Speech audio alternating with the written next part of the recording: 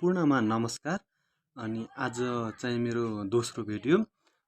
अस्तिको चाहिँ पहिलो भिडियोमा चाहिँ ग द ब जको उच्चारणको नियम सिकाएको थिएँ।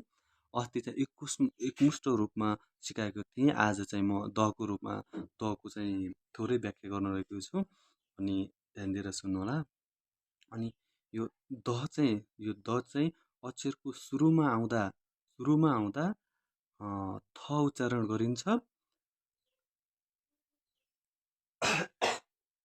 अनि अनि बिचमा र अन्तमा आउँदा द उच्चारण गर्छ। सुरुमा आउँदा चाहिँ यसलाई चाहिँ थ उच्चारण गर्ने। यो द चाहिँ यसलाई खासमा द भनिन्छ। यो अक्षरको सुरुमा आउँदा चाहिँ थ उच्चारण गरिन्छ र बिचमा र अन्तमा आउँदा चाहिँ द उच्चारण गरिन्छ।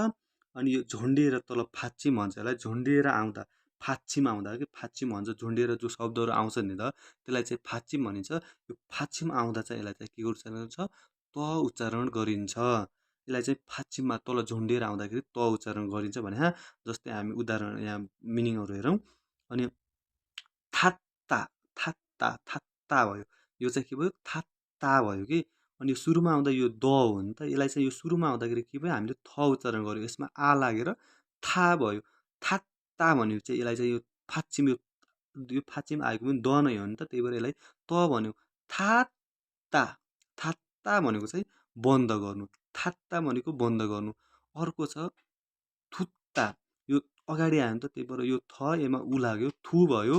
अनि फाच्चिम यो द हो आएको चाहिँ यसलाई चाहिँ त उच्चारण गरेको कारणले थुत्ता भयो। थुत्ता भनेको चाहिँ सुन्नु भन्ने हुन्छ कि।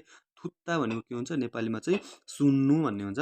अनि था छिदा यो सुरुमा आयो। अनि यसमा पनि आ लागेर के भयो? था छिदा भयो। था छिदा भनेको चाहिँ चोट लाग्नु भन्ने हुन्छ। था छिदा भनेको के लाग्नु? चोट लाग्नु भन्ने हुन्छ कि। था छिदा भनेको चाहिँ चोट लाग्नु भन्ने हुन्छ। अर्को रहेको छ थाम्दा थाम्दा थाम्दा भनेको चाहिँ थाम्दा यो चाहिँ था भयो। अगाडि सुरुमा आउँदा था भयो। थाम्दा भनेको राख्नु।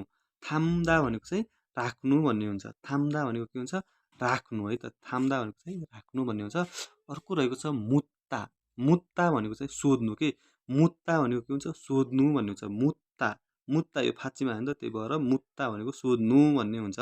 यो मुत्ता भनेको के हुन्छ? सोध्नु भन्ने हुन्छ कि। मुत्ता भनेको चाहिँ सोध्नु भन्ने